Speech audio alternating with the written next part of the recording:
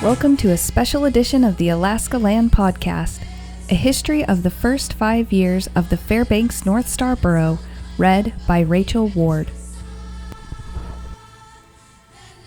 A history of the first 5 years of the Fairbanks North Star Borough. 1964 to 1968, including pertinent pre-1964 information. Researched and compiled by members of the University of Alaska Fairbanks Student Chapter of the Society of Professional Journalists, Sigma Delta Chi, June 1979. Before the Borough, 1963. In 1963, the Alaska State Legislature passed the Mandatory Borough Act. In doing so, the legislature fulfilled a constitutional provision that called for the division of the state into boroughs. The intent of the act, according to one report, was to provide residents with an area-wide local government for a natural community. The act stated that certain communities had until the beginning of 1964 to form their own borough governments. If they had not done so by that time, the state would do it for them. The areas directed to incorporate were Palmer, Wasilla, and Talkeetna, Anchorage, Seward and Kenai Cook Inlet election districts, and Old Fairbanks election districts. The act also included provisions which allowed for the formation of additional boroughs at later dates. In Fairbanks, the concept of borough government was not met with overwhelming enthusiasm. Residents of the area were suspicious of borough government for a variety of reasons. They thought that their sound economic base would be interrupted when residents of outlying areas were brought together. They feared an onslaught of bureaucracy, and many just resented being told what to do. Governor William Egan called the formation of boroughs the common sense approach in an effort to localize government. He believed that with more government, there could be more specialization in attempts to satisfy community needs. The local city council and the Chamber of Commerce both endorsed the establishment of the borough. In late February, Fairbanks and the outlying communities elected to form their own borough rather than wait for the state to do so. A contest among schoolchildren was held to determine the name of the new borough. 11 students chose the name North Star Borough, and they shared the $25 prize. After this action, a lot of debate occurred, but not much else. Opponents of the concept were concerned with increased taxation, the overhead of running a new government, and many other problems. Progress was stalled. Finally, in September, the voters defeated a proposition which would have established a second-class borough with the powers of taxation, education, planning and zoning, and flood control. They seemed unaware that there would be a borough government whether they approved or not. The following month, another election to decide the status of that borough was held. There were also elections to choose the first borough officials. Many of the people running for office did so on the platform that, if elected, they would do everything possible to dissolve the borough immediately. This time, residents chose to adopt a second-class borough. Jack Schleppergrell was chosen as the first borough chairman. He faced many controversial issues almost immediately, such as the reduction of the borough size. He proposed postponing any definite action on the issues until the permanency of the borough had been determined. The new government was far from being established when it officially came into being on January 1st, 1964. Borough History, 1964. On January 1st, 1964, a new and nameless government spanning 23,000 square miles from the Chattanooga watershed to Canada and embracing the old 19th election district was forced into being by the Mandatory Borough Act. It was soon reduced to a more manageable 7,500 square miles, which reduced the population by only 2,200. Of the 4 boroughs formed under the MBA, Fairbanks was the second largest in population, with Anchorage first. The other boroughs formed under the MBA were Kenai Peninsula and Matanuska-Susitna. The boroughs were born with 3 powers: education, taxation, and planning and zoning. They could take up to 2 years to fully assume these functions, although they had to assume responsibility for the formerly state-supported schools immediately. The state, however, had agreed to finance these for another year. According to the Fairbanks Daily News-Miner, there were 3 schools of thought about the borough: that the Assembly should take advantage of the situation as an opportunity for more home rule, that it should go slowly to minimize the tax burden, or that the sooner the borough was buried, the better. These were the people who, whenever the borough had problems, said the only solution was to get rid of the borough. Although Borough Chairman Jack Schleppergrell predicted that the boroughs formed under the MBA were going to stay, he said there were 4 main stumbling blocks the boroughs faced. Number 1, a case against the borough law filed by Fairbanks and Joe Vogler. Number 2, another case still before the Supreme Court. Number 3, a possible referendum vote in August on the MBA. And number 4, possible legislative action which could have amended or even repealed the MBA. However, Schleppergrell was right. The borough was in Fairbanks to stay. Judges ruled the MBA was not in violation of the state constitution, denied a preliminary injunction which would have prevented the organization of the 4 boroughs, and also ruled to keep the referendum off the ballot. But what almost guaranteed the life of the boroughs was Attorney General George Hayes' statement that the only way the boroughs formed under the MBA could dissolve would be through direct legislative action or through an initiative measure specifically designed to dissolve them. This meant repealing the act would have no effect on the 4 boroughs established under it. 1964 was a year of organization. It was also a year of disorganization, with frequent name-calling and melodramatic moments between pro- and anti-borough forces, and between borough and city. However, in spite of everything, the borough assumed the functions of education and taxation and began preparing for the assumption of planning and zoning. By the end of the year, people seemed to realize the borough was not a bad dream that was going to go away, and some even started to see its potential as a positive force. In the beginning, the new borough's immediate duties were to name the borough, implement an area-wide assessment program, and to set a timetable for taking over the state-supported schools. At an informal meeting on January 2nd, the 11 assembly members officially took office. The members were Kathleen Mike Dalton, George Norton, Bob Westcott, John Gustafson, Ed Prince, Bill Taylor, City Representatives Sylvia Ringstad, Harold Gillum, Stanley Sailors, and Art Saxauer, and North Pole Representative Terry Miller. At its first official meeting on January 8th, the Borough Assembly elected George Norton of Delta presiding officer and Bill Taylor deputy presiding officer, and voted in the familiar name North Star Borough, the name of the borough defeated at the polls September 1963. Schleppergrell wanted to name it Borough of Fairbanks, saying that putting the well-known geographical designation Fairbanks in the name could save money by making it more favorably received by bondsmen. However, according to the Newsminer, the assemblyman favored an aura of romance and speculated that the Fairbanks title might irk some people down the Richardson Highway. Because of the continuing lack of public support, Schleppergrell asked the Assembly whether the borough should do nothing, pending possible legislative action on the boroughs, or if it should proceed without undue haste or delay. A resolution calling for a complete freeze on borough activity failed 6-3, and the Assembly unanimously voted to activate the borough school board because it had to assume responsibility immediately for the 3 formerly state-supported schools, Two Rivers, Moose Creek, and Salcha. At the beginning of the January 22nd meeting, Gustafson said, "I maintain all action we have taken so far is invalid." He charged that the voice vote on the first resolution establishing the parliamentary rules was illegal, making all action illegal. Norton said, "I don't know if this is a move to stymie the operation at the moment or not. It is an attempt to show we haven't taken time to establish a good set of rules," said Gillum. "There is a serious doubt if we followed legal procedure." He urged the borough to go more slowly.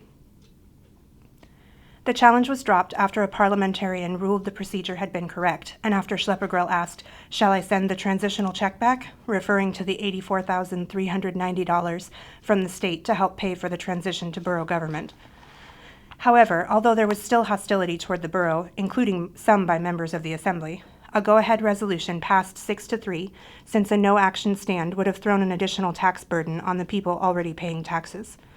If the borough had done nothing, the non-assessed areas of the borough would still have been figured into the $3.5 million local effort required by the state for school support, presenting an estimated $25 to $50 million valuation outside the existing tax jurisdictions, according to John Cole, borough assessor. At Cole's urging, the Assembly decided to start planning for the assumption of the assessment function by March 1st. Also that night, in the first use of the weighted vote, which gave the Fairbanks City Representatives a double vote on fundamental area-wide powers, the Assembly tentatively set July 1st as the target date for the assumption of all borough area schools. Most people at the public hearing on the assumption of the assessment function favored the borough taking over the office by February 1st, so that taxes could be equalized throughout the borough with the aid of the school district funds, which would be turned over with the assessor's office, since the office had been under the schools before the borough. The Assembly's resolution establishing March 1st as the takeover date was not mentioned at the hearing. Cole had told the Assembly the assessor's office could handle the job of assessing all unassessed areas if the Assembly acted immediately. However, the borough continued arguing about when it should take over the office. In February, The Assembly passed a resolution which set March 15th as the date for the borough's assumption of assessing, but then refused to act on the ordinance which would have made the resolution law. On March 1st, the Assembly decided to postpone taking over assessing and tax collecting until July 1st, leaving traditional agencies to assess and collect their own taxes. One of the problems facing the borough was that the city was on a calendar fiscal year, while the borough and the school district were on a July 1st to June 30th fiscal year. If the borough had taken over assessing and tax collecting immediately, problems of tax billing and revenue collections would have left the city with a 4-month delay in incoming revenue, since the city revenues were traditionally due in July, while the boroughs would have been due in October. Then came the issue that really split city and borough: sales tax. In a stormy April 9th meeting, the Assembly discussed instituting a 2% borough-wide sales tax. Schleppegrell said the transitional grants would run out soon and the borough would need money to continue functioning.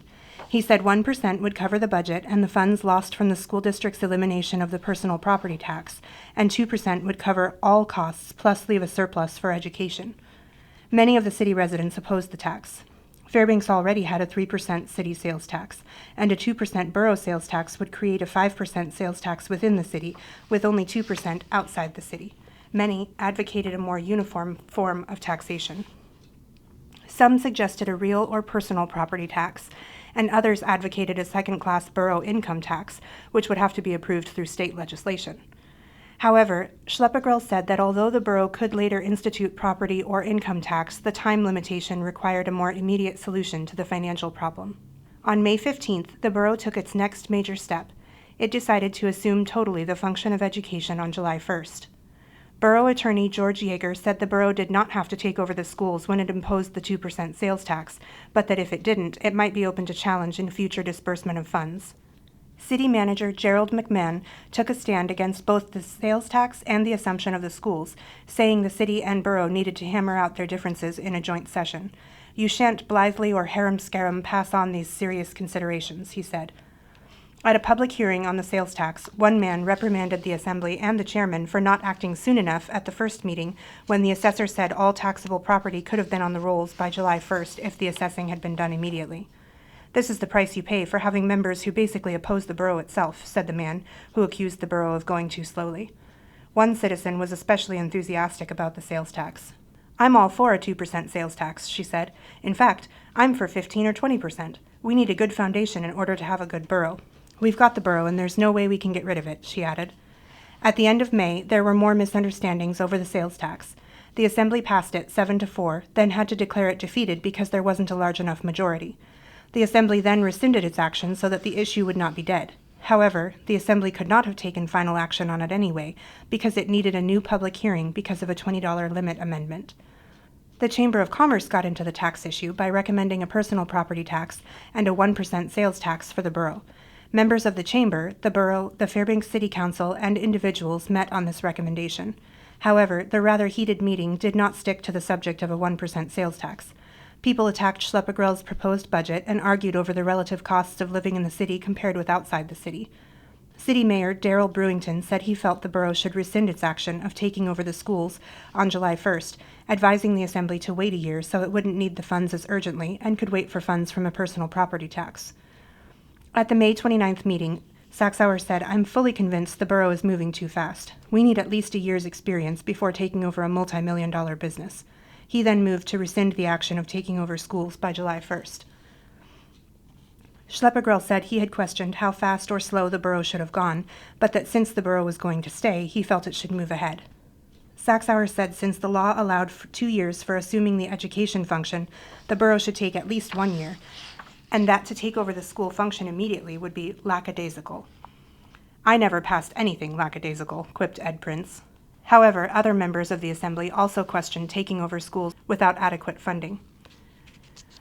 "If you want this borough," said Gustafson, "the best way to keep it is to get into debt. They can't dissolve anything that's in debt." The borough again argued over whether the weighted vote should be used. Borough law required the weighted vote for the first legislation deciding the assumption of schools, but it hadn't been used. The rules also said that to rescind, the Assembly must use the same kind of vote as was used to pass the motion. Taylor said the Assembly would recess for 2 or 3 days to settle the question. The recess lasted 5 minutes, and Taylor said the weighted vote was needed. The vote was 8-6 to rescind the takeover. A 1% sales tax motion was introduced at the June 4th meeting, but Gustafson said that the borough would need the 2% to bring the formerly state-supported schools up to Fairbanks City standards. Gillum was still very much against the 2% tax. The borough has not yet shown the need to levy this amount of tax. This shows the immaturity of this borough, an immaturity that will doubtless last several years. This is one of the foulest blows the city of Fairbanks will receive in many years. The effect will be to hurt the area far more than what it attempts to gain. Fred Pope, who had been appointed to replace Norton when boundary changes cut Delta out of the borough, argued that the borough needed a tax base quickly. He said the borough needed to go ahead and shouldn't have postponed the school takeover. Although members of the Assembly tried to stop the 2% sales tax through amendments, stalling, and attempts at destroying it, it passed 8-6. "Well," said one citizen after the meeting, "you've finally done it. You're running people out of Fairbanks." Then on June 11th, the Assembly decided the arguments against taking over the schools weren't as strong as the advantages of the takeover, and voted 8-6 to take over the schools by July 15th. At this meeting, Joe Vogler spoke against the borough and against the hostility the sales tax and school takeover issues had created between city and borough. He called the borough a brainchild of political scientists that had done nothing but spread confusion, chaos, splits, and hatred. There is a kind of animal in tropical rivers called a crocodile that works with both ends. What it doesn't mash with its tail, it gobbles up with its teeth. Everyone knows a burro is something you load down, and this burro is being fed to the crocodiles. Destroy this monster before it destroys the community. It forces people to buy outside and pits one man against another. Because of the sales tax, the city council came back a few days later with a tit for tat, according to a banner headline in the newspaper. The council decided to remove all provisions for funding schools from its tax levy ordinance. The city had been paying more than $1.2 million for schools, saying that once the Assembly assumed the schools, the city's responsibility had ended. Without the city money, the 2% tax would not be enough to fund the schools. The city accused the borough of first entering into a tax base that didn't belong to them, and then saying it would compromise by reducing its tax to 1% if the city would reduce its tax to 2%. McMahon said no offers of compromise would be acceptable. "I won't get nasty," said Schleppergrell about the city's action, "but I don't think it was the right action. I'm attempting to lessen the urban-rural rift that has arisen, and any arbitrary or vengeful action of the city against the borough can only widen that rift." The city issued a policy statement on the sales tax which said that a need for the tax had not been shown, that the takeover of schools should be delayed, and which accused the sales tax of shifting the tax burden from the rural to the urban residents. Schleppergrell came back by asking for smoother operations between the two governments. He said the city needed a more mature attitude and accused McMahon of being uncooperative and of creating resentment among the city merchants toward the borough. McMahon replied that he was glad he was stubborn and uncompromising. He didn't feel what the borough was doing was right. The Chamber of Commerce voted for and then rescinded a motion to seek an injunction against the sales tax if the borough and city didn't arbitrate their differences. The Chamber, the city, and the borough got together to try to work out the differences, and the borough met a few days later in a meeting which included some shouting, but which Schleppergrell said cleared the air. Schleppergrell called an emergency tax meeting to draw up a short ordinance cutting the tax in half. The banner headline in the July 3rd issue of the newspaper proclaimed 1% tax ordinance bites dust. Although some Assembly members said reducing the tax would be at least a start toward a compromise, the vote of 9-4 was one vote short of the 2/3 majority needed for emergency legislation. Sailors, assemblymen/city councilmen who had previously been in favor of the 2% tax, voted for the reduction, saying, "I voted for 1%, which is a change of position, in order to get something worked out. The city is in an unfortunate position of relying too heavily on sales tax. The ad valorem doesn't even cover the debt service. The city ought to widen its tax base." On July 5th, the Fairbanks Business Association threatened legal action against the sales tax if something wasn't worked out between borough and city. On July 6th, Schleppergrell tried for an emergency ordinance reducing the tax to 1.5%, but legal questions led the Assembly to treat it as a regular ordinance, which passed unanimously. However, it still needed to go to public hearing, and in the meantime, the 2% sales tax went into effect. At the public hearing on the 1.5% tax, most were against it. The City Council voted down a tax cut to 2.5%. Brewington said the people of Fairbanks had voted for the 3% city sales tax, but that the borough residents didn't have the chance to vote on the 2% borough tax. On July 22nd, the FBA filed a complaint in Superior Court against the 2% tax, saying that according to state law, the borough had no power to enact a consumer's sales tax except at the time that the borough incorporated, and that the tax proposal had to be put on the ballot along with the proposal of incorporation. The court ruled that the borough sales tax was not in violation of state law. The Assembly tabled the 1.5% ordinance, apparently because the Council had done the same thing with its ordinance reducing the city sales tax to 2.5%. Chamber of Commerce President Kurt Boone pointed to the urgency of solving the tax problem. Because of the 5% sales tax in Fairbanks, 2 automobiles of merchandise and 1 truck of furniture came up here from Anchorage over the weekend. Merchants said the sales tax discouraged people from buying merchandise they would have otherwise bought, and that some customers even refused to pay the tax. Then the fight began between Brewington and Schleppegrell. Schleppegrell said the Assembly would establish a real property tax levy soon, and that once the tax bills had been sent out, it would be hard for the borough to reduce the sales tax, because it would mean running a deficit and then putting out a supplementary tax bill to make up the difference. He accused Brewington of being the cause of the lack of a reduction in the city sales tax. Brewington, however, said the city had voted in the 3% tax, and the borough had then come and put 2% on top of that, and that he felt the borough residents had the right to vote on the tax. He also said he really didn't care to listen to anything Schleppegrell said. I take a look at what Schleppegrell said when he was running for office and what he says now, and it sounds like 2 different men talking. This difference of opinion was put under the headline, Borough Chairman, Mayor exchange verbal brickbats. Brewington said the borough should lower its tax to 3/4 or 1%, because if the city were to reduce its tax to 2.5%, the property tax would increase by about 3 mils. The borough passed an ordinance adopting and incorporating the tax rolls of Fairbanks, North Pole, and the Fairbanks School District as the borough tax rolls, and directed the borough assessor to assess the remaining property for a supplementary tax roll. It then passed a 9 mil ordinance, 8-7. Of the 9 mills, 2.1 were for administration and 6.9 for education. The supplementary tax roll money would be held over for the next year's budget. In mid-November, the Chamber of Commerce directors passed a resolution which favored the city reducing its sales tax to 2.5% and the borough reducing its sales tax to 1.5%, not as a final solution, but until legislation could be worked out equalizing the sales tax burden in city and rural areas. Schleppegrell seemed to agree. I was motivated by an awareness of declining sales tax revenue under the present high level, said Schleppegrell, who added that for the whole community to be healthy, it needed a healthy business community. On November 17th, the city again said the borough should drop to 1.5% if it could, but that the city couldn't, again because their budget was so large that if they cut to 2.5%, the mill levy would rise about 3 mils. Tax study. Because of all the problems the new government encountered because of finances, the Assembly authorized Schleppegrell to appoint a tax study commission to make suggestions on sources of revenue. However, in July, the members of the commission said they didn't feel qualified or objective enough for the job and recommended that the Assembly hire an outside firm. Most members felt that each would think of his or her own section's tax problems instead of thinking what would be best for the borough as a whole. In mid-November, the Assembly approved hiring the nationally known Pete, Marwick & Mitchell and Company to study Fairbanks' current and potential tax structure. The firm would study all governmental entities within the borough, including the cities of North Pole and Fairbanks. The Assembly felt it needed a professional group from outside the city for an objective study. I could probably come up with a solution to our tax problems, said Schleppegrell, but would all parties accept my solution? Assemblyman Urban Roy said, we're all prejudiced on the issue one way or another. The borough's organization. The new borough's method of operation changed during its first year.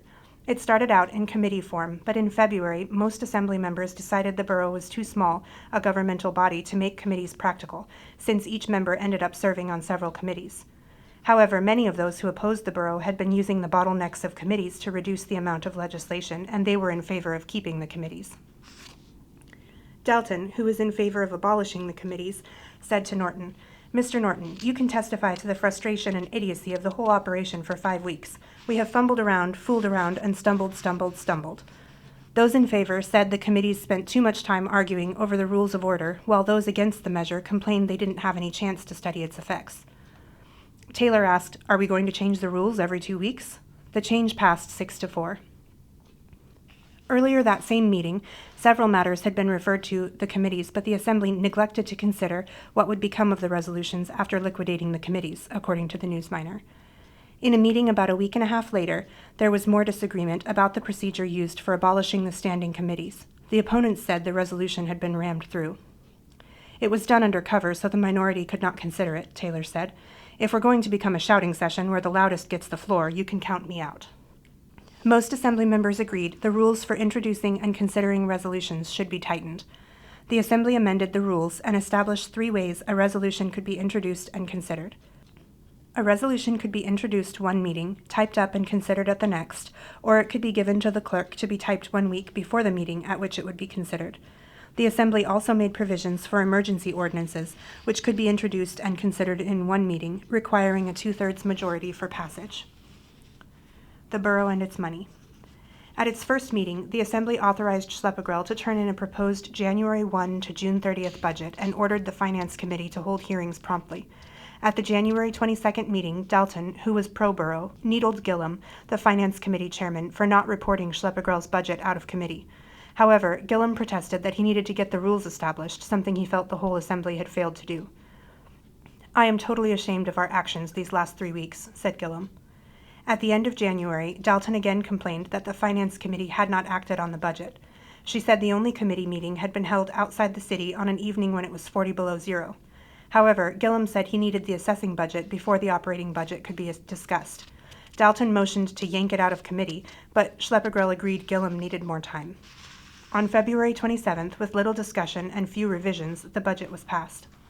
In March, Schleppegrell said he had decided not to ask for more money from the state, although he had planned to ask for more to help pay for the transfer of assessing and tax collecting to the borough. "The more we rely on the state," said Schleppegrell, "the more authority the state demands. I want the borough to be a self-sufficient local entity, not hogtied to state agencies." At the end of April, the Assembly passed Schleppegrell's proposed 1964-65 budget, with 1 cut in allocations and 1 deletion. At the end of May, the Assembly cut the budget by $52,290 and then discovered that one of the items cut was the borough assembly members' salaries. Gillum pointed out that the borough chairman gave himself $1,000 per month and said, "I think if the chairman is worth $1,000 per month, that the assemblymen are worth at least $20 per month." The Assembly decided to re-add $5,280 but took out provisions for one of the assessor's clerk typists to keep the budget at $300,000. Meanwhile, back at school. The only difference in membership of the Fairbanks School District School Board and the North Star Borough School Board was that Ed Prince, who had been on the district board, was on the Assembly, and Dr. Henry Storrs was on the borough board. By February, the area boards were planning the transition to the borough school system. Members of the new borough board pulled staggered terms out of a hat. One of the first problems the board faced was not knowing when the Assembly was going to take over the schools. Among other things, this left the question of whether the borough board could begin planning the equalization of salaries, raising the rural school teachers' salaries to the level of teachers in the city of Fairbanks. At the end of March, the borough board adopted a teacher salary plan which kept salaries at the then current levels.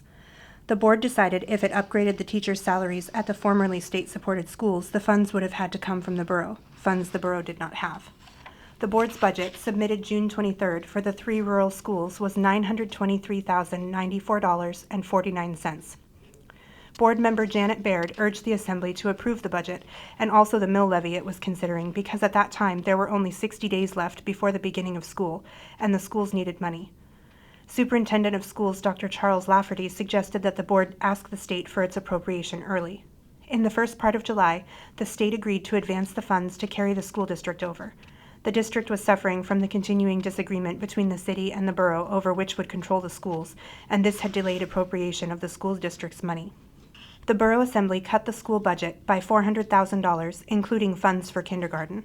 The board protested the action as too drastic a cut, and the Assembly did put enough back in for kindergarten. Baird pointed out that the cut would have been impossible to implement 45 days before school was to open. The Assembly decided to put the question of who should fund kindergarten on the October ballot.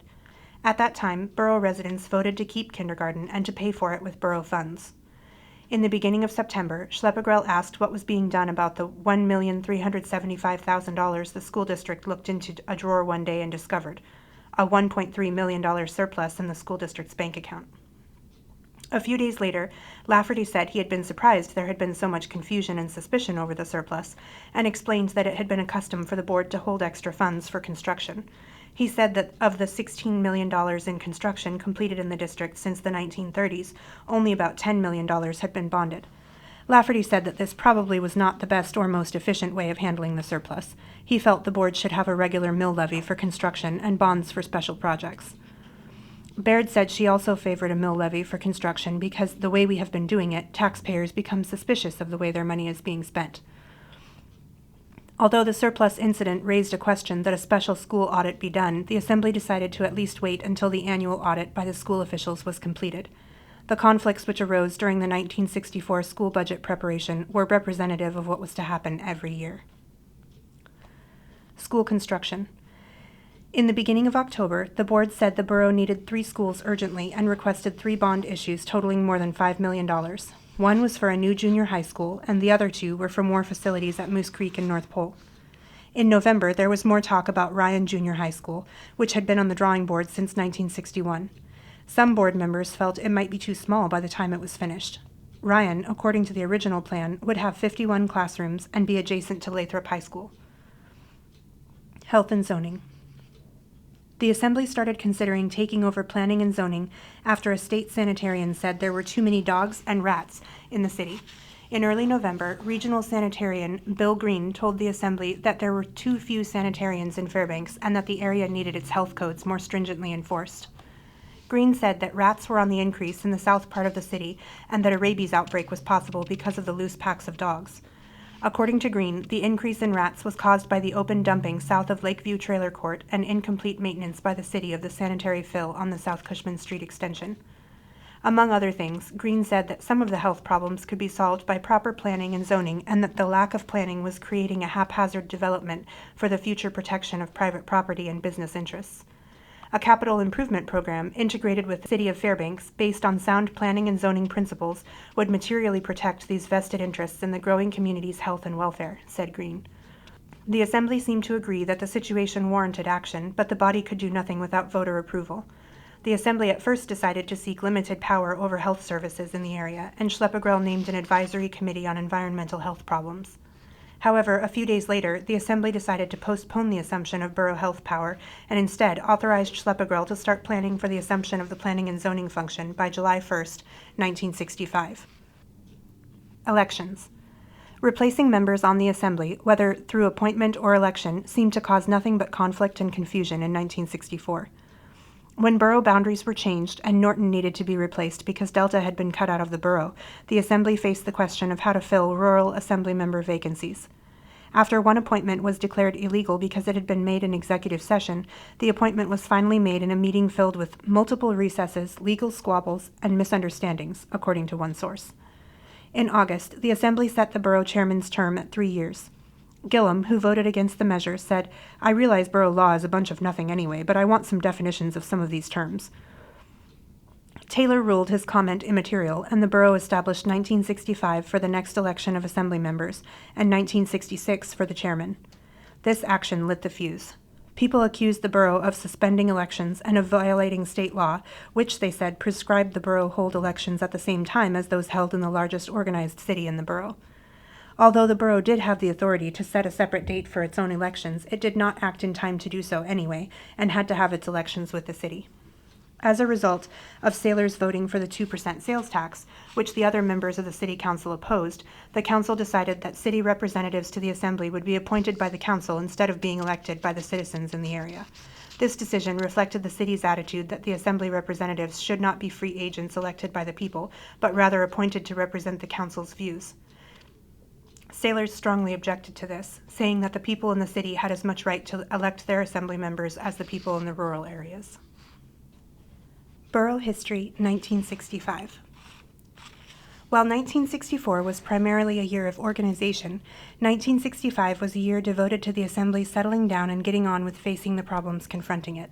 In 1965, these problems were primarily the need to clarify the responsibilities of borough and school board, school construction, planning and zoning, and the financial structure of the borough.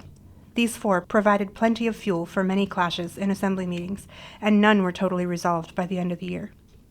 Although many people were still against the borough assuming too much power, borough residents voted to take on flood control and dog control powers. School construction. Relations between the Assembly and the school board were strained most of the year, with the 2 biggest conflicts dealing with defining the responsibilities of the borough and the board, one in terms of choosing the architect and the other in terms of who should control the money. Student overload was also a serious problem in 1965, and it became so critical the borough had to rent extra classroom space and buy relocatable classrooms to use until more facilities could be built. According to the Citizens Advisory Committee on School Construction, Fairbanks had an overload of more than 870 students and would have 1,600 more students in the system by 1970, creating a need for at least 95 more classrooms. To continue lowering the standard is the only alternative to obtaining more classrooms as quickly as they can be provided, said one school administrator. Another administrator said, "If I had my choice between a good staff and a good building, I'd take the staff, but you can't hold that good staff without giving them a good building." In mid-April, the Chamber of Commerce passed a resolution urging the Assembly and the Board to lose no time in placing the question of bond financing for additional school facilities before the people, pointing out that plans for the junior high school went back to 1961, and that even if voters approved the bond issue that year, construction wouldn't be completed until at least 1967. The borough reviewed the early plans for the junior high school and decided to start from scratch because the needs in the school district had increased. The original plan called for the junior high school to be added to Lathrop, using the same heating system and cafeteria facilities. However, the school board recommended construction of a separate building because of the increasing need. The Assembly finally decided to place a $5.29 million bond issue before the voters, calling for the construction of a new junior high school, an addition to the North Pole Elementary School, and a field house addition to Lathrop. Federal funding had been granted for extra facilities at Moose Creek. An editorial in the Newsminer in August said, "It is encouraging to see the construction program approaching the design stage. After a couple of years of board meetings, studies, and advisory committee recommendations, construction of a new junior high school to alleviate serious overcrowded conditions is now in sight." On October 5th, the voters approved the $5.29 million bond issue. Because of the serious classroom shortage, extra space had to be rented at North Pole, and the Assembly allocated $130,000, which the board had requested for 6 relocatable classrooms to be placed next to Main Junior High. However, in August, the Assembly discovered the board had apparently committed almost $280,000 to the project. This enraged many Assembly members, who charged that the extra $150,000 had been unauthorized and unappropriated. Referring to it as the rampaging school board and saying that it was spending without allocation, Schleppegrell charged that the board tends to ignore the borough administration's existence. According to Schleppegrell, the school board apparently doesn't understand they can only spend what they are authorized. Dalton said, "I became so furious at Dr. Lafferty I left the building to cool off. If I had stayed, I would have poked him right in the nose." Nancy Mendenhall, the only board member present at the Assembly meeting, said she had forgotten about the $130,000 limit. Lafferty later said that the board had originally decided to buy 3 classrooms at an estimated cost of $130,000. However, it later decided to buy 6, but did not change the amount requested. The unauthorized use of funds rekindled the issue of whether the board and the borough should have a central treasury, something the borough wanted and the school board didn't. The board felt it was best qualified to run the schools, including the financial part of it. In February, the Assembly had authorized money for a study of the feasibility of the proposed General Treasury Management Plan. The report said the borough could save more than $16,000 a year by combining certain financial and data processing functions of the borough and school board.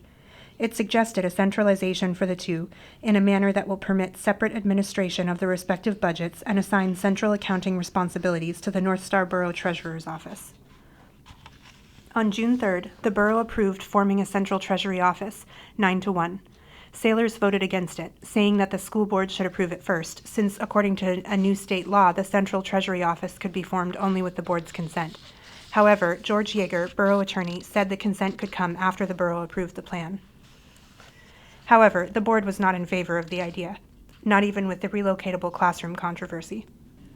An editorial in the Newsminer in September pointed to the need for a closer liaison between the school system and the borough administration. This continued obstinacy is costing the taxpayers plenty. Too much time is being spent on justification of errors, and too little time is being spent on looking for ways to cut costs. The editorial pointed out the Assembly controlled the budget whether the school board liked it or not. It quoted Pete Aiken, Assembly member who, when the unauthorized spending was brought to the Assembly's attention, said that it didn't matter whether it was a broom or a building, $10 or $10 million, it was the principle of the thing. Whether the Assembly is qualified in terms of common sense and leadership is not the issue at hand. The issue is that the Borough Assembly is the elected public body that has been given the final voice on fiscal matters. The matter was not resolved at the end of the year, and neither was the question of who was in charge of choosing and working with the architect for the new school construction. In early January, the board presented the Assembly with a list of proposals aimed at clarifying the responsibilities of the Assembly and the board in matters pertaining to education. Had the Assembly adopted this list, most of the responsibilities in determining the needs for physical facilities, selecting and working with the architects, and selecting the equipment for the new facilities would have rested with the board. However, the Assembly did not adopt this or any other list clarifying what responsibilities belonged to which group. Before the borough was formed, the school district was in charge of hiring and working with the architects. However, in 1965, the state legislature passed a bill giving the Assembly control of the purse strings, although it didn't clearly define all responsibilities. The section which caused the most confusion was one which said, "The Borough School Board has the responsibility for the design of school buildings subject to approval of the Borough Assembly." The question was raised if this meant the board hired the architect, had him design the building, and then submitted the design to the Assembly for final approval, or if it meant the board just selected the architect. However, the matter wasn't resolved, as was obvious when the board made recommendations on architects for the 3 school construction projects in August, and the Assembly modified them, making changes recommended by Schleppegrell. This resulted in a tumultuous joint Assembly and board meeting, which included members of both elected bodies shouting at one another and hurling charges of favoritism and political shenanigans in the selection of architects, according to the newspaper. One person claimed the Assembly had the right to veto but not to modify the board's recommendation, while others sided with the Assembly. Almost everyone agreed the state law was too hazy. However, the board also felt that Schleppegrell and the Assembly didn't have good reasons for modifying its selection. Schleppegrell, however, said that the Assembly does not have confidence in the school board's past construction record, and that the people were not getting enough mileage out of the construction dollar. Denny Breed, school board president, was adamant in his claim that it was the school board's responsibility to name the architect. "Haven't you ever heard of the word compromise, Denny?" asked Terry Miller, presiding officer. After endless stalemate, Assemblyman Fred Pope suggested the names of all the architects be placed in a hat and the assignments made by random selection. Earl Beislein, school board member, repeatedly stressed that the important thing is to get schools underway. The contract for the Moose Creek School was assigned, mainly to meet a deadline for federal funding. In December, the Assembly and the board agreed to a working relationship regarding the architect, giving the borough more responsibility than the board seemed to want to give up. Planning and zoning. Planning and zoning created its share of controversy during 1965, although for a while it looked as though no one much cared what happened with it. At the first meeting of the year, Schleppegrell asked for a professional planner to be hired before the start of the next budget period to help him fulfill the borough's statutory responsibilities for planning and zoning. However, Assemblyman Merrill Strickland said the borough wasn't ready for a planning officer and claimed that the borough's development would be restricted by the adoption of building and zoning codes. Schleppegrell said that without a planner, the borough's 2-year transition period for assuming the function may run out, and there could very well be chaos. In mid-March, college area residents asked the borough to immediately assume planning and zoning. One resident said the area for a number of years had been exploited, with no protection for our property. They asked for protective residential zoning, as did Muskox Subdivision and University Avenue later in the year. However, at the public hearing on setting May 15th as the date for assuming planning and zoning, many were against it. Assemblyman Howard Alexander repeatedly and sometimes loudly advocated Houston's no zoning plan, and a Farmers Loop resident claimed passage would grind all builders' plans to a dead halt for the summer. After the public hearing, Dalton moved for adoption, and Gustafson immediately moved to amend it so as to drop zoning and keep only the planning. Dalton said that they had been planning for more than a year and they couldn't plan forever. She claimed she represented the people and that Gustafson should also. The Assembly voted to assume planning and zoning on May 15th. In June, the Assembly defeated an emergency ordinance for interim planning and zoning. Before the final action was taken, Dalton, who had introduced the legislation, said, "I say if you turn it down, you've got no guts." She claimed an emergency existed, although other Assembly members doubted this. Most residents who spoke were in favor of the ordinance. One woman said she favored the ordinance because she was afraid of exploitation and a mad rush for prior rights. The Assembly postponed a resolution authorizing continuing city planning and zoning regulations. Sailors said he didn't think the borough could do this since it had already legally assumed the power May 15th. In July, Gustafson received a letter from a group of University Avenue homeowners urging passing of interim zoning regulations. The letter was also printed in the News-Miner. Gustafson said he would support residential development on University Avenue until hell freezes over if that's what they want. He objected to the way the letter was presented to the Assembly and the press at the same time. On July 8th, the Assembly voted to authorize the city to continue its planning and zoning. However, Dalton was concerned that this action wasn't legal, saying that borough-wide functions could not be delegated by resolution. At one meeting on the comprehensive planning and zoning ordinance being drafted, Bob Westcott asked, "Why do we need this thing anyway?" A member of the Planning Commission explained zoning law was merely the machinery to be used by the borough when zoning was requested by an area. It might take years before a comprehensive master plan for the borough is drawn up, and zoning is the pressure that guides development in an orderly fashion. This ordinance sets up the machinery to achieve this order. In late August, someone asked again if the city was covered by its zoning ordinance, since the borough had assumed the function but had not yet passed any zoning plan. Yeager thought the city's zoning ordinance would stand since there must be an interim period. You can't just stop cold when one legal entity assumes the functions of another legal entity. However, he pointed out that only the courts had the final answer and suggested the borough either pass an emergency zoning ordinance or a regular ordinance. Borough Planning Officer Don Hopkins said he thought that there is a good chance no property within the borough is presently protected by planning and zoning, including the city of Fairbanks. He said he felt that the Assembly could not delegate the planning and zoning function to Fairbanks since the borough had legally assumed the power, and urged quick passage of a lengthy comprehensive borough zoning plan for the city. On September 9th, the Assembly advanced an ordinance establishing comprehensive zoning regulations, deciding not to pass any emergency zoning. In late September, the Assembly's comprehensive planning and zoning ordinance finally neared completion. However, at the public hearing of the ordinance, only 3 people showed up, and all were there in official capacities. Although it seemed as though the public really didn't care very much about the planning and zoning ordinance, at a planning and zoning meeting on October 14th, citizens finally stopped dozing and became alert to the magnitude of a comprehensive planning and zoning ordinance for the North Star Borough, according to the Newsminer. Although there had been weeks of legal advertising, public hearings, and debates, and several newspaper articles on the issue, many citizens expressed amazement that such a law was nearing passage. One citizen urged the Assembly to slow down on this and take a long look. On October 28th, the Assembly unanimously defeated the comprehensive zoning ordinance after 2 hours of public testimony and debate. Those against it said it was a masterpiece of abstraction, and that it looks like it was bought from one government service agency back in Detroit. Other comments were that the Assembly was working hard at giving away our civil rights, and that I don't care if they build a bawdy house next to me. Many wanted to throw the ordinance out and start from scratch. One member of the Borough Planning Commission stood up and said, "I'm one of the criminals." She said the commission had hoped for input, but that unfortunately no one came to our meetings. She said the commission had felt obligated to pass something by January 1st, 1966, although someone else said that it didn't need to pass this by January 1st. In November, the Newsminer printed an editorial calling for planning and zoning, saying the borough would need it as it grew. It also said that the defeated ordinance might not have been as bad as many thought. Evidently, a number of persons did not understand and perhaps do not yet realize that the ordinance zoned nothing outside the city except what 2 petitioning areas requested, but merely established the framework for planning and zoning on an area-wide basis. Within the city, it simply adopted the ordinance the city already has.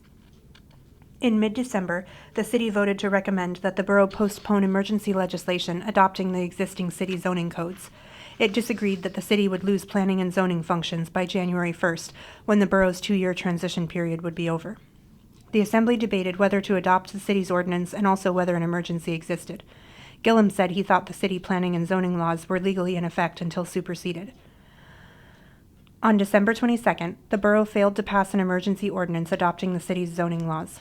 "Nobody's going to be subdividing anything in this weather anyway," said Gillum. Borough powers.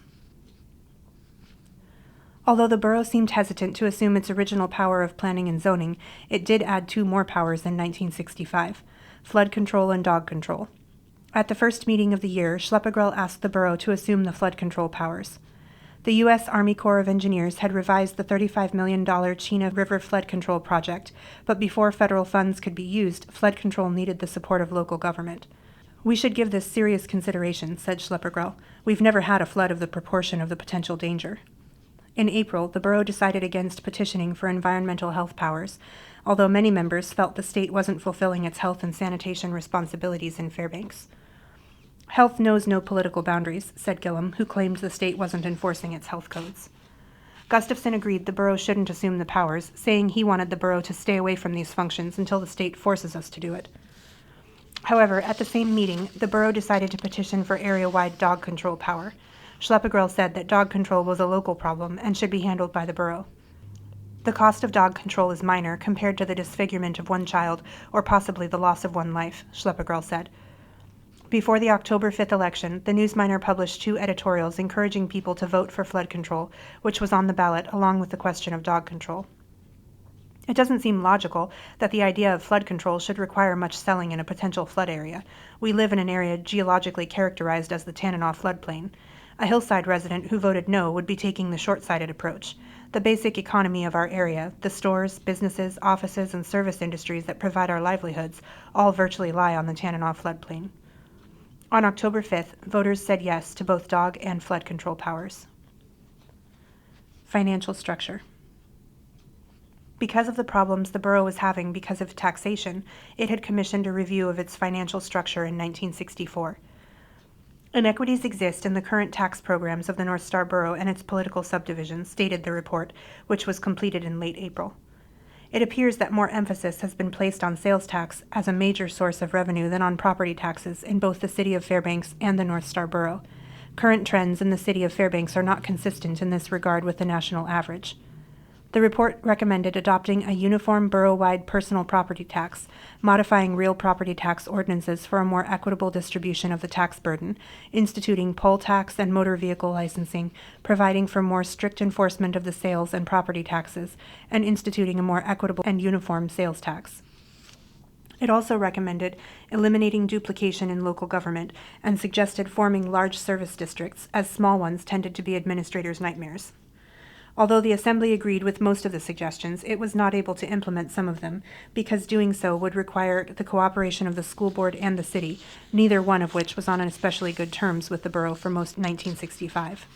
In September, auditors presented the Assembly with a report advising the adoption of a conflict of interest policy where financial contracts were involved, and also advised a general tightening up of procedures, calling for more checks and balances. The report said that management has a responsibility for making it easy for employees to be honest, and that employees should not be tempted by sloppy procedures. It also suggested a comprehensive study of the borough's sales tax accounting, enforcement, and collection procedures with a view toward increasing collections due the borough. It said too many businesses were not filing sales tax returns. The auditors agreed that the borough was still in its infancy and that the transient business operations in Fairbanks made it a very difficult collection area, but it said the borough should seriously look at ways of decreasing waste and duplication. One of the suggestions included ending duplication between city and borough. In November, Schleppegrell wrote the City Council asking for an end to sales tax collection duplication, although he said he realized the city was wary of entering into such an agreement with the borough, considering the deficiencies in the borough pointed out by the auditors. In December, the Newsminer printed an editorial which said, "We still believe that in the long run, a single tax collecting and enforcing agency would be the most economical and efficient. With the borough handling this function, the city would not lose money. Their share would be returned, but simply a burden." Sales tax. The Assembly and the city were still at odds over the combined 5% sales tax within the city during 1965. The House even considered spelling out sales tax powers of cities and boroughs, setting a combined 4% ceiling, with the borough having to lower its tax if the city tax had been in effect first. However, Schleppegrell claimed it was the city who wasn't cooperating on a settlement to the problem. He pointed out that the borough offered to reduce its sales tax to 1% if the city would reduce its to 2%. Because this compromise suggestion came from the borough, statements have been made by the mayor that the borough can reduce their sales tax and it is our obligation to do so. It's true, we can reduce our sales tax, but with the same results and problems arising if the city should reduce theirs. He said it would mean raising real property tax or reinstating personal property tax. The City Council decided to put the question of reducing the city sales tax on the October ballot, although the decision to put it there was not unanimous. When the question of reducing the city sales tax to 2.5% was introduced to the council, Sylvia Ringstad said, "Whose idea was this?" She strenuously opposed the amendment, fearing the reduction would raise the mill levy on property tax. Howard Alexander said, "Every time we mention the sales tax and it gets in the paper, it hurts business." He continued that citizens no sooner got used to the 5% sales tax than a governmental body started changing it. An editorial in the September 21st issue of the Newsminer ridiculed the idea that reducing the sales tax would necessarily raise the property tax. The blunt either-or warning overlooks a number of intelligently presented alternatives in the tax study report.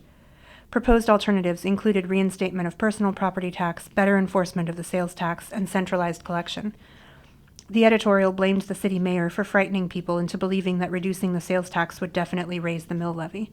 On October 5th, the city voted no to the reduction, and it seemed as if the 5% sales tax was going to stay for a while. Mill levy. Setting the mill levy proved to be a small crisis in itself. On May 20th, the Assembly, meeting until 11:30, failed to arrive at a mill levy, rejected 3 of Schleppergrell's proposals for an operating budget, and proposed no alternatives. The mill levy was still baffling the Assembly at the May 24th meeting, and the Assembly's lack of action miffed Schleppergrell, according to the Newsminer. Some members wanted the school board's unappropriated surplus to reflect on the mill levy as revenue, thus allowing the Assembly to reduce the coming year's levy from 9 to 8. Dalton claimed that not to use the money to decrease the mill levy would be covering up what she termed the school system's sloppy bookkeeping. Other members, however, wanted the surplus money applied to bond redemption, saying that a reduction in the mill levy would only be for the coming year, forcing the Assembly to drastically raise the levy the following year. "We're going to be a drunken sailor today in a depressed area next year," warned Urban Roy. Because Schleppergrell threatened to keep calling meetings every other night until a mill levy was adopted, the Assembly set the levy at 10 on May 25th and promised not to raise it for a few years. However, on June 3rd, North Star Borough Assembly members debated lustily, recessed frequently, and reduced the mill levy slightly. In a meeting also devoted to the budget, the Assembly lowered the mill levy from 10 to 9.9. Of the unappropriated surplus, approximately $71,500 was used as revenue, almost $200,000 was used to repay federal planning funds, and $300,000 was added to the contingency fund. Borough History, 1966. Compared with the 2 previous years, 1966 was rather mild, although by no means inactive. Much-needed school construction was begun, with more planned, and although the borough rejected a proposal to assume recreational powers, it did assume, with voter approval, hospital and library powers. By the end of the year, the Chena River Flood Control Project was in the survey stage, and health and sanitation projects such as a hospital, dumps, junkyards, and possible ice fog control were being contemplated. The borough also elected Harold Gillum as its second borough chairman. Gillum said he hoped to improve the relationship between city and borough, and said he thought serving on the borough assembly since its beginning and on the city council for 3 years would help. He also said he would not have the problems Schleppergrell had as the charter chairman of a mandatory borough, which most people did not want. The name has been changed. The North Star Borough's name was costing it $120,000 in extra interest on more than $1 million worth of bonds, according to Bob Dupier, borough financial advisor. "Investors don't know what North Star is," said Dupier. "Fairbanks has come to have a good name over the years. Names mean a great deal when trying to sell something." The Assembly adopted the name Fairbanks North Star Borough in June. School construction. The North Star Borough faced a critical classroom shortage in September, despite new school construction projects underway, 3 resulting from the $5.29 million bond issue approved October 1965, and another being built with federal funds. Lafferty reported the most pressing need was for elementary school rooms and vocational education shops. Some Assembly members suggested double shifting at some levels to curb the problem, while others proposed leasing space for 14 additional classrooms. Although Schleppergrell said short-term leases were impossible because of remodeling costs and that additional construction seemed out of the question, some rooms were rented for additional, although not adequate, space, and another school construction bond issue was prepared. In 1965, the Assembly had approved construction of a 22-room school at North Pole. However, because of the 6-room school, which was to be completed in mid-August at Moose Creek, the Assembly voted in February to reduce the number of classrooms from 22 to 16. Because of this, the architectural firm stopped all work on the school, saying their planning would have to start all over again. Janet Baird, school board president, charged that by changing the number of rooms, the Assembly was in effect redesigning the school, and added that the design of the schools properly originates with the school board. However, as was the cause for argument in 1965, Schleppergrell said the final responsibility for contractual arrangements and construction was with the Assembly. The preliminary plans were later accepted, and they included a 22-room school with a 6-room wing that could be deducted if the project exceeded its budget of $1.6 million. In October, the Assembly presented voters with a $2.5 million bond proposal for additional school construction. The three general obligation bond propositions in order of priority were a 6-room vocational addition to Lathrop High School costing $500,000, an 8-room addition and library at Barnett Elementary School for $425,000, and a 22-room elementary school for $1.6 million. An administration building was later added to this proposition, increasing the cost to $3 million. The bond proposal was worded so that all propositions would be approved or disapproved together. The bond proposal passed by 43 votes. However, the election was declared illegal because advance advertising requirements had not been met. Notice of a bond issue election needed to be published at least once a week for 3 consecutive weeks in a newspaper of general circulation in the municipal area, with the first notice published at least 20 days before the election. Borough officials had placed notices in 2 publications, but they were not printed in consecutive weeks. The problem became known the day before the election. A new $2.8 million school bond ordinance was proposed. This listed projects separately on the ballot, but was similar to the past bond issue. The new one included a $470,000 addition to Barnett School, a $550,000 vocational education addition to Lathrop, and a $1.8 million 22-room elementary school. An administration building was later added to the $2.8 million bond proposal, making a new total of $3.17 million. A new election for these bond issues was scheduled to be held after February 1967. Planning and zoning. The borough's power of planning and zoning continued to be unpopular with many and misunderstood by most. However, the Assembly unanimously voted for an ordinance adopting the city planning and zoning regulations for the interim until an area-wide ordinance was approved. Hospital and library powers.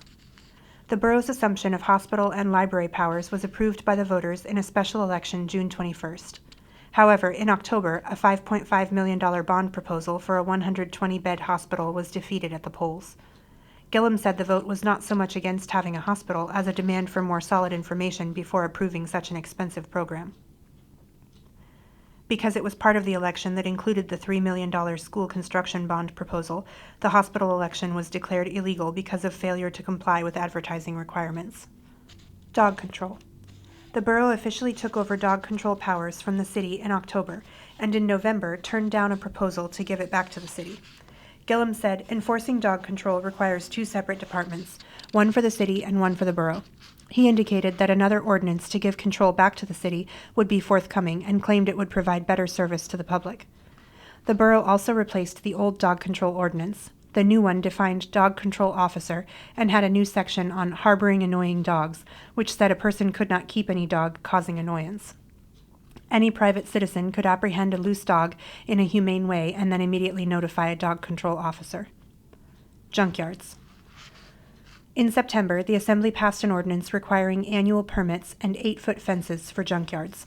The ordinance defined a junkyard as the use of more than 200 square feet of area of any lot or parcel of ground for dismantling or wrecking of autos or other vehicles or machinery for storage or keeping of parts or equipment resulting from such dismantling or wrecking.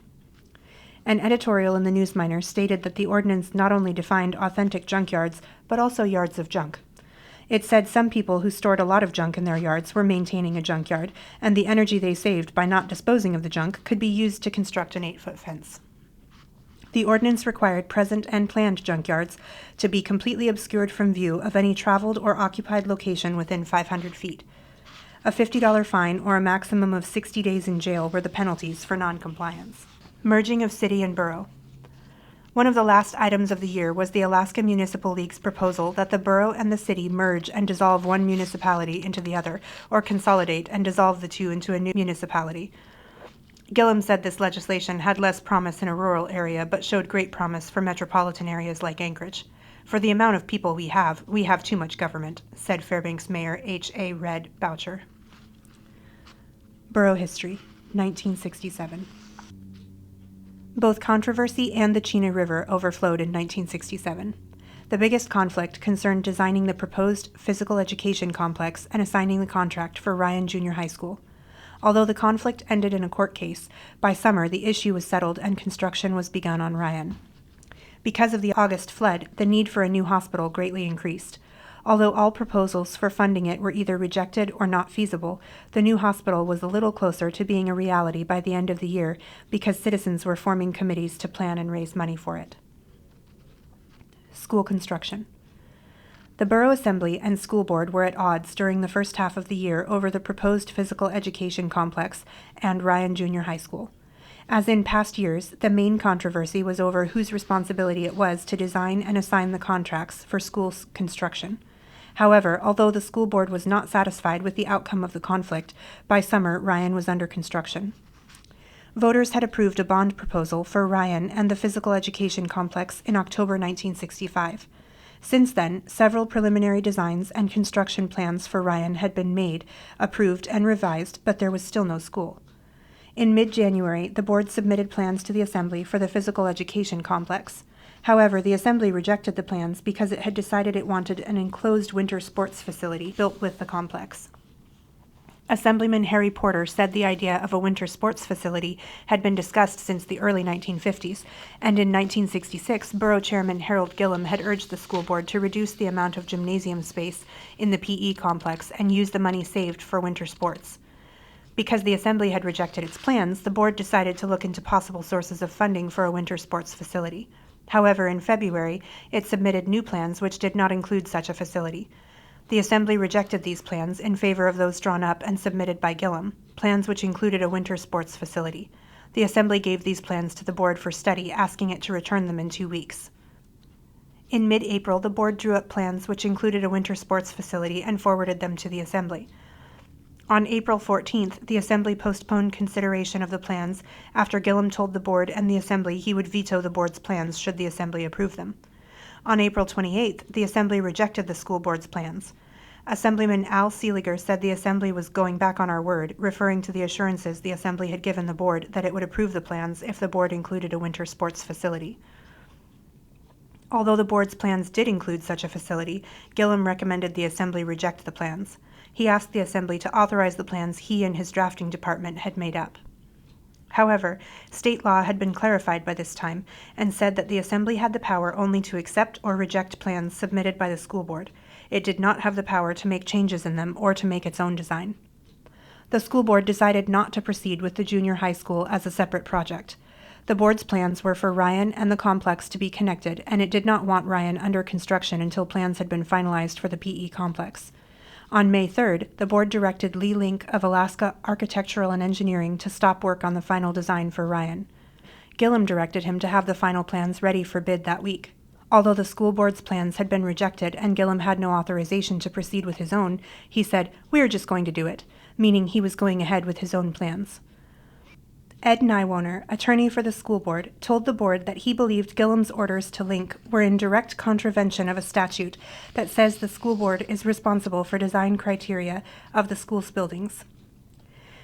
He also believed the school plans and specifications needed to be approved by the State Commissioner of Education, and recommended the board write a letter to the commissioner asking what action he would take if the plans were not submitted for his approval.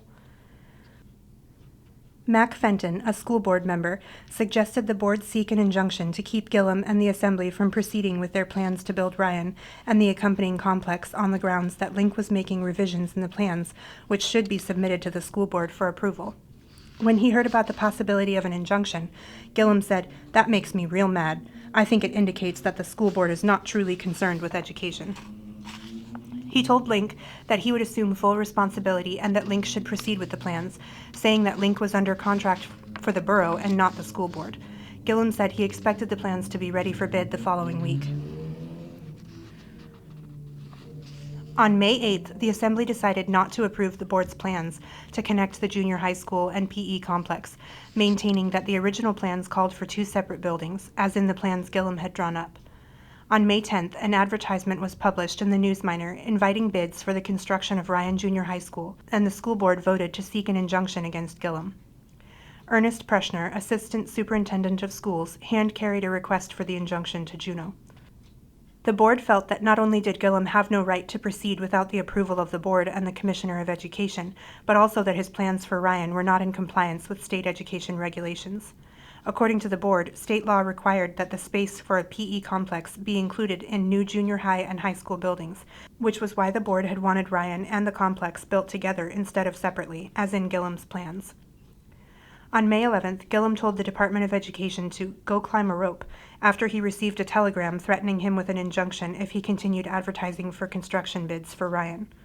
Robert Thomas, acting Commissioner of Education, told Gillum he had no business advertising bids for school construction, since the department could see nothing in the law which permitted the borough to proceed with planning and construction independently of the school board and the State Department of Education. However, Gillum said he would continue to advertise. Thomas told Gillum, "We urgently request you to withdraw your solicitation of bids immediately. Failure to do so will leave the Department of Education no alternative but to issue an injunction." In reply, Gillum said, "If the Department of Education wishes to take the responsibility for the delay of this construction, they can go ahead and seek an injunction." According to Gillum, the final plans for Ryan had already been approved by both the school board and the assembly. However, the school board claimed it had not seen or approved the plans that were out for bid. It said the best way out of the whole mess was for the assembly to approve the board's previous plans for Ryan and the PE complex to be constructed together. The Department of Education had told the board that it would not approve the plans unless the PE complex was included. On June 5th, the state filed suit to stop the borough from building Ryan. Douglas Bailey, Assistant Attorney General, who filed the injunction in Superior Court, claimed that Gillum and the Borough Assembly were in direct contravention of the law. The injunction asked the court to keep Gillum from inviting bids on the project and to prohibit the signing of a contract for the job, arguing that the responsibility of the school board had been preempted. It also claimed that Gillum and the Assembly had failed to submit the plans to the Commissioner of Education as required by law. Gillum said he might sue the state for interfering in the school construction and claimed he had made no major changes in the plans. However, Link had already told the school board that the electrical and mechanical systems were changed, and the terminals were different, the foundations and the building exterior were different, and the site grade plans were also changed. The board had asked Link how much it would cost to redesign the PE complex to include a winter sports facility. Link reported that it would cost $62,000 for him to redesign it and pointed out that the board already owed him $179,000 for the previous plans. The board voted down any design change on the complex at that time, deciding there was not enough money to include a winter sports facility in the complex. Court action on June 12th cleared the way for construction of the $2.4 million junior high school. Superior Court Judge Everett Hepp refused to grant the injunction against Gillum and the Assembly. Borough Attorney Richard Cole said, "This may be one of the few cases in the United States where a school board does not want to build a school and the government agency wants to build it." Nywoner told the school board that Hepp's decision was based on the belief that there would be no irreparable harm done if the Borough Assembly proceeded to build the school.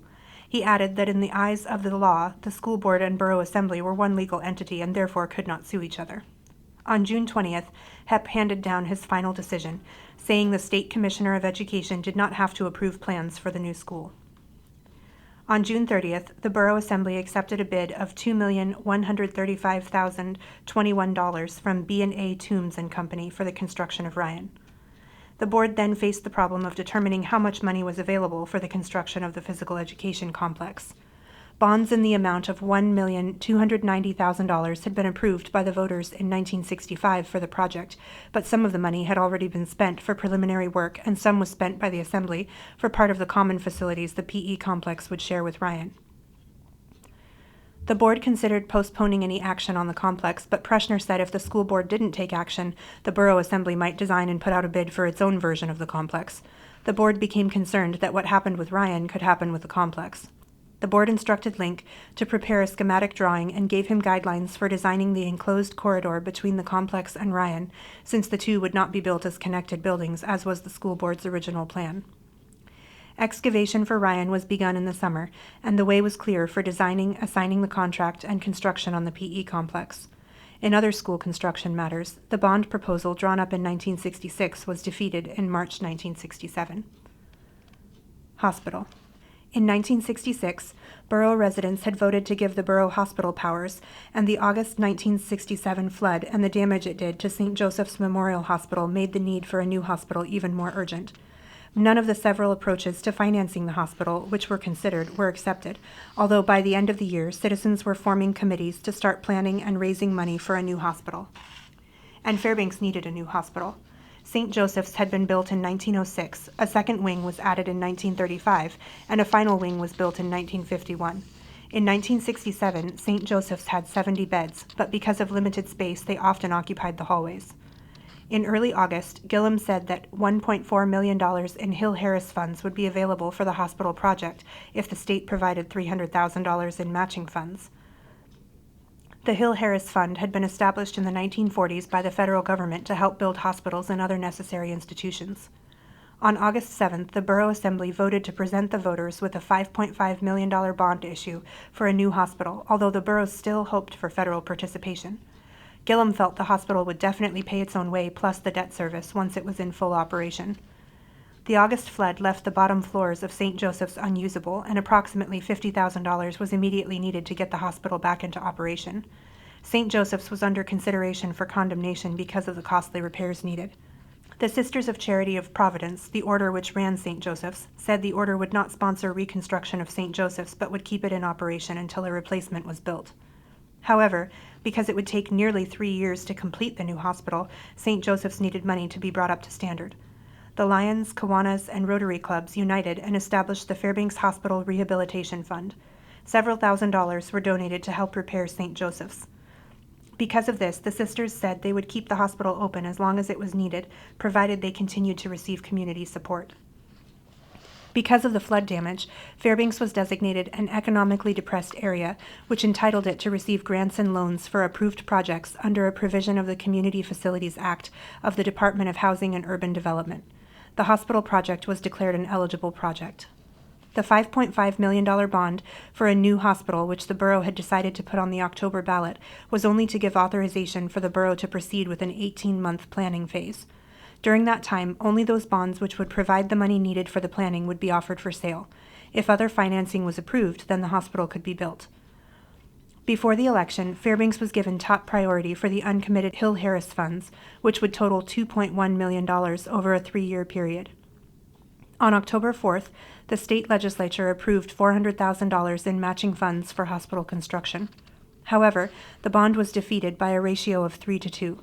It seemed that the voters acknowledged a need for a new hospital, but felt the borough should come up with a better way to fund it. Many did not want so much of the financial burden to be placed on the property owners. Robert Claus, member of the Real Property Taxpayers Association, said, "I think that the taxpayer thinks the borough government was not responsible enough to handle the monies of their constituents. This is not a vote against the hospital. It is just that they don't feel the need to build the hospital at all costs." After the bond was defeated, several other possible funding methods were studied. Dr. Charles T. Morrow, a representative of the Fairbanks Medical and Surgical Clinic, proposed adding more floors to the clinic, making it a full-service hospital and clinical facility. However, this possibility was not pursued after it was discovered the building was unqualified for Hill Harris funds because the hallways were too narrow. Members of the Assembly traveled to Fargo, North Dakota to solicit funds from the officers of the Lutheran Hospital and Homes Society. According to presiding officer Bill Wally, the Lutherans had unlimited funds. 2 members of the Lutheran group did come to Fairbanks, but only in an advisory capacity. They told the community it should form various committees and start hospital planning from scratch. Although the community did not receive any money from the Lutherans, the report the group made did serve to inspire the community to organize and raise money on its own. Planning and zoning. Planning and zoning continued to be an issue in which the borough found it could not please all of the people at all, and could seldom please some of the people even some of the time. Although the borough worked on a comprehensive planning and zoning ordinance, the issue was still not resolved by the end of the year. In April, the borough accepted the text of the proposed zoning ordinance. The 12-page ordinance outlined a zoning formula which the Assembly could use to zone the entire borough, although zoning would be implemented only in areas which requested it. Many citizens seem to have the attitude that planning and zoning is all right for the other guy, but not for me. Residents outside the city limits felt planning and zoning was okay for areas within the city, and city residents thought planning and zoning was fine for the rural areas. Opponents of the ordinance included members of the Real Property Taxpayers Association, and supporters included the Noise Utility Planning Commission and the College Women's Club. Many citizens seemed afraid that areas could be zoned and rezoned whether or not the majority of the area residents wanted it. One property owner contended that it used to be that 50% of the property owners had to agree to a rezoning. What is to stop me from asking that 2 lots in the Weeks Field area be rezoned to heavy industry? A Planning and Zoning Commission member assured the man that nothing is going to be crammed down anyone's throat. We'll follow democratic procedures, with the Borough Assembly having the final say. They are not interested in zoning where more than half of the people are not interested. When the Assembly had not passed the zoning ordinance by December 6th, members of the Planning and Zoning Commission said they would resign if the proposal was not passed soon. The Commission had worked on the ordinance for 2 years and felt that the Assembly had not properly considered it. The Commission also felt the Assembly was unwilling to hold public hearings on the ordinance. In response, the Assembly said the public hearing it had planned would have had to have been held on December 28th, and it felt that public participation would be better if the meeting was changed to a later date. Don Harding, member of the Commission, said that without a comprehensive zoning ordinance, the borough was in a poor position to compete for federal funds or assistance. Although the Borough Assembly met with the City Council on planning and zoning, further action on the ordinance was postponed until January 1968. Moving the borough offices.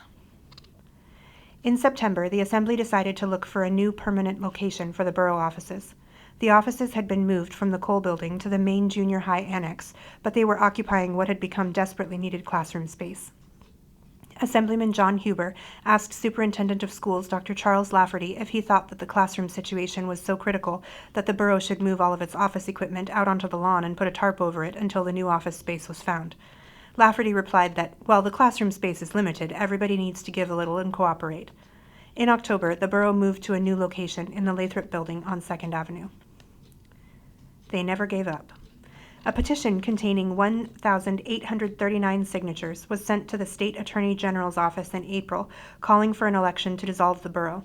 Joe Vogler, who submitted the petition, said he could have gotten more signatures, but had not done so because he wanted to get the petition to the legislature before session ended. However, Governor Walter Hickel rejected the petition on the advice of the Attorney General, who ruled the petition was invalid because it did not indicate that a method of repaying the borough's existing indebtedness had been devised and submitted to the creditors. Hickel told Vogler that if these conditions were met, an election on dissolution could be held.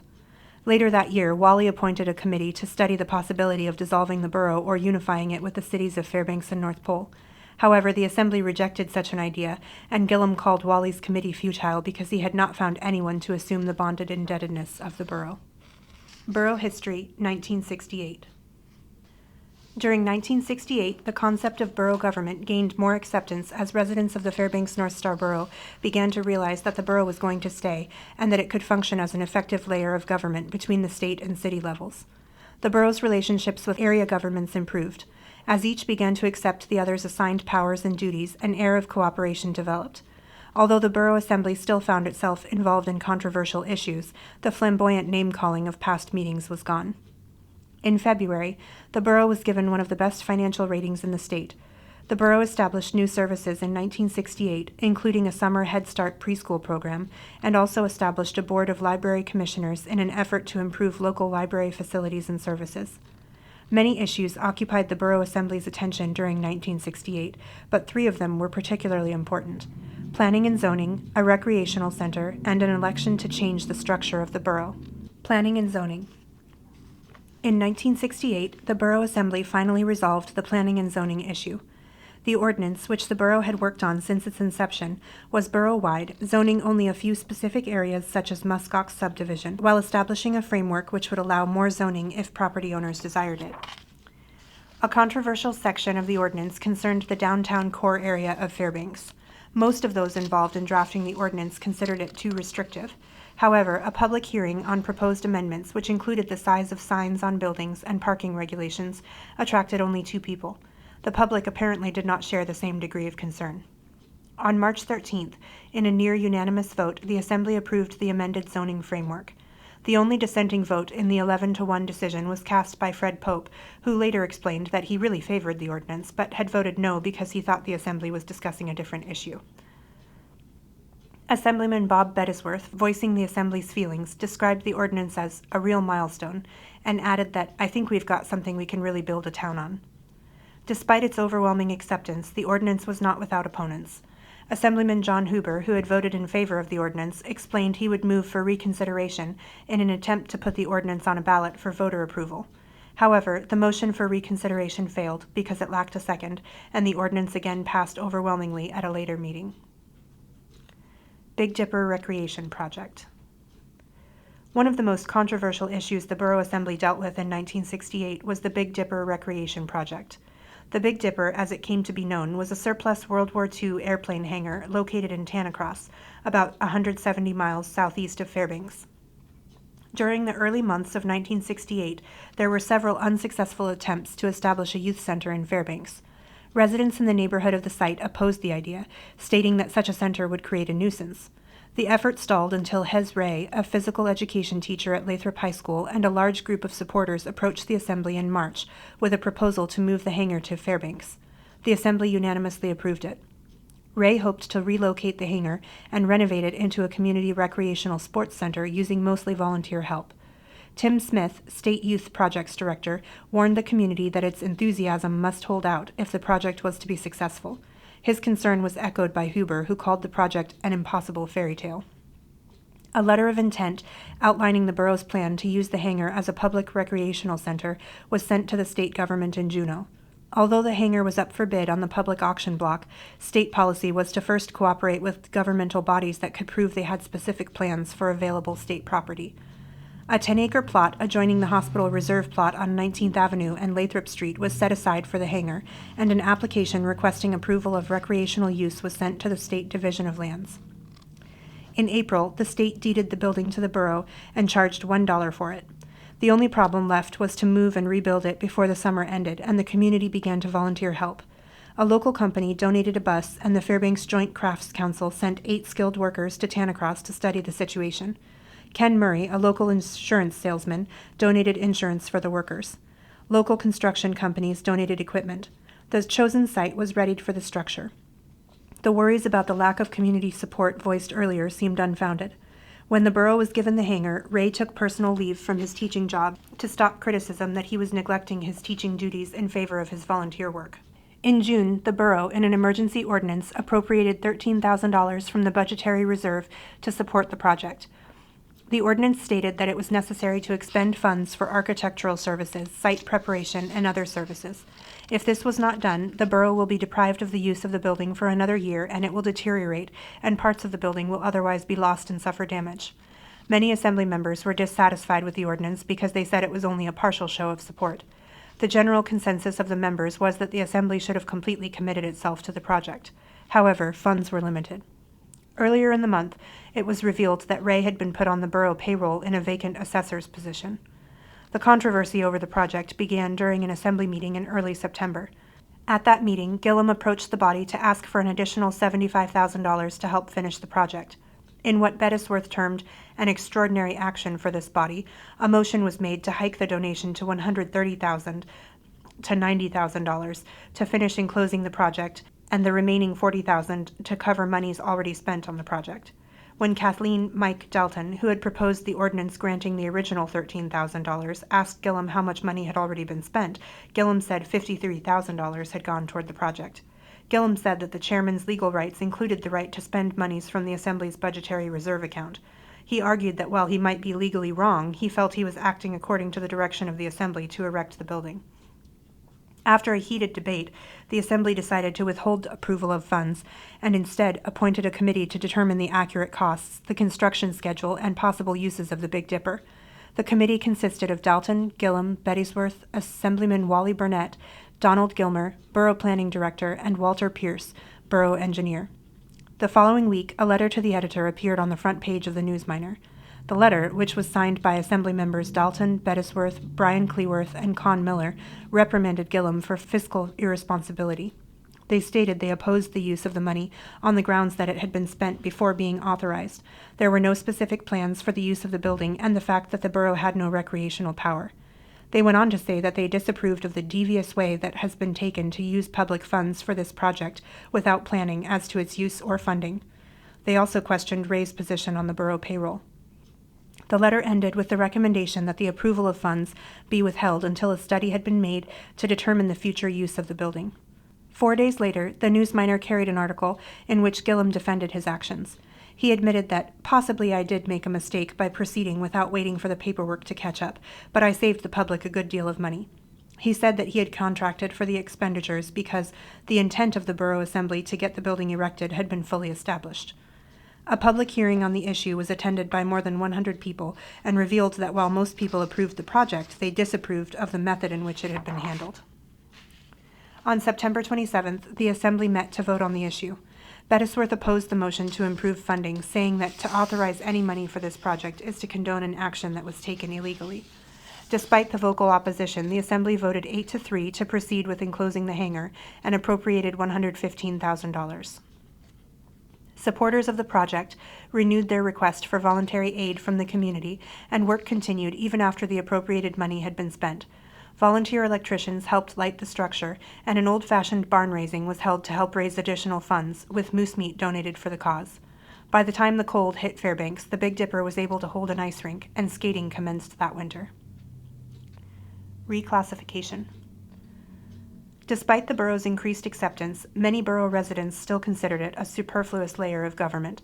A survey held by the League of Women Voters in February 1968 revealed that 31% of those polled still favored abolishing the borough in their areas. Opponents of the borough were given an opportunity to reduce its powers when a bill allowing for the establishment of a new type of borough government passed the state legislature. The bill, proposed by the Real Property Taxpayers Association and supported by local legislators, created a third classification. A third-class borough had only school and taxation powers and no powers such as fire and police protection and dog control. In early June, John Gustafson, presiding officer of the Assembly, proposed changing the Fairbanks North Star Borough from second to third class. A week later, the Assembly voted 8-1 to put the issue before the voters. Paperwork slowed the request for an election, but the local affairs agency in Juneau finally approved the request and a public hearing was set. At the hearing, it became evident that the voters' main concern centered around the possibility that the borough would not be able to support the flood control program proposed by the Army Corps of Engineers. Despite this concern, the majority of the people who testified at the hearing spoke in favor of reclassification. In a letter to Governor Walter Hickel a month later, the Army Corps' district engineer, Colonel Ernest Harding, confirmed that a third-class borough would not have sufficient area-wide powers to qualify for a flood control project. The federal government required that a local government sponsoring such a project have area-wide powers for planning and zoning. Proponents of the third-class borough, led by the Real Property Taxpayers Association, argued that flood control would be possible. The borough, they said, theoretically could set up service districts on a city-by-city basis, thus ensuring that the borough retain its flood control powers. However, in a letter to the governor's office, Attorney General G. Kent Edward ruled there could be no flood control powers associated with a third-class borough. Furthermore, the establishment of numerous service districts would not legally qualify the borough to support flood control. As the election neared, debate became more widespread. The pages of the Newsminer were filled with editorials and articles concerning the issue. Members of the Chamber of Commerce unanimously passed a resolution supporting the retention of the second-class borough and the expenditure of the necessary money and energy to retain it. Barry Jackson, Democratic candidate for State House, termed the third-class move a damper on progress. The League of Women Voters publicly voiced their support for second-class status, as did City Council and Borough Assembly members Tom Micloch and Wally Burnett. On the other side, Huber strongly favored the change. The Chamber of Commerce Aviation Committee also expressed the fear that the lack of planning and zoning powers under a third-class borough would jeopardize the expansion of the Fairbanks International Airport. According to the committee, this would seriously hinder the 8-year effort in which borough funds had been used to establish Fairbanks as the refueling stop in Pan American's New York-Tokyo run. In what Dalton called an unbelievable move, the Borough Assembly voted to ask the state for the right to levy a borough income tax. She cautioned the Assembly against assuming more powers when it seemed the general sentiment was that they should have less. In a seemingly anticlimactic election, the voters chose to retain the second-class status, with 3,293 against the change and 2,273 in favor of it. The memory of the 1967 flood and the consequences of a reoccurrence remained fresh in the voters' minds, and they chose not to forfeit their chances for protection. At the same time, a new borough chairman, John Carlson, was elected. Fairbanks, oh Fairbanks. Thanks for listening to the Alaskaland podcast. We hope you found today's conversation enlightening. For more episodes, listen on your mobile device through your favorite podcast app or watch at youtube.com/Fairbanks North Star Borough.